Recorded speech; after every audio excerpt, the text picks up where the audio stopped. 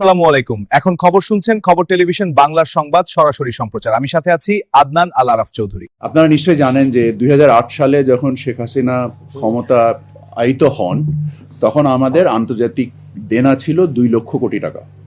সেটা এবছর এসে উপনীত হয়েছে 23 লক্ষ কোটি টাকার উপরে।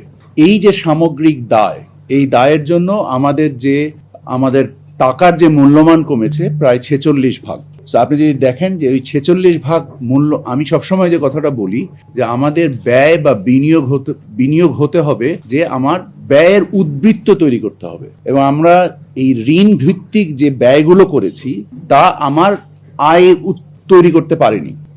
তার ফলে আমার টাকার অবমূল্যায়ন হয়েছে এবং আমার বিভিন্ন রকমের দীর্ঘমেয়াদী দায় তৈরি হয়েছে, যে কারণে আমাদেরকে IMF এর কাছ থেকেও অর্থ সাহায্য নিতে হয়েছে, মানে লোন নিতে হয়েছে, সাহায্য তারা লোন নিতে হয়েছে। আপনারা জানেন যে বিগত আওয়ামী সরকারই প্রায় $4 বিলিয়ন যে একটা অর্থ সাহায্য বা অর্থ লোনের যে প্রচেষ্টা চালিয়েছিল।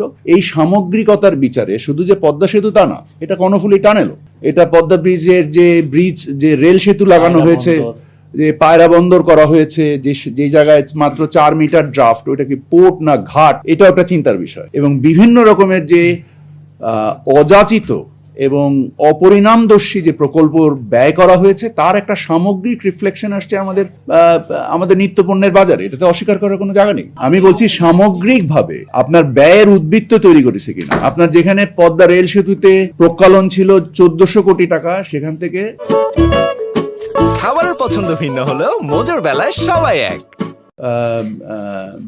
উঠবে, আপনার টোল উঠবে, সেখান থেকে আসছে মাত্র 26 কোটি টাকা।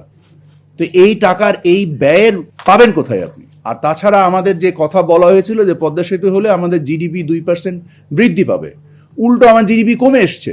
আপনি বিশ্লেষণ নিজে করেই দেখেন যে এর বিনিময়ে আপনি কি পেয়েছেন। আমি বলেছি যে এই ব্যয়গুলো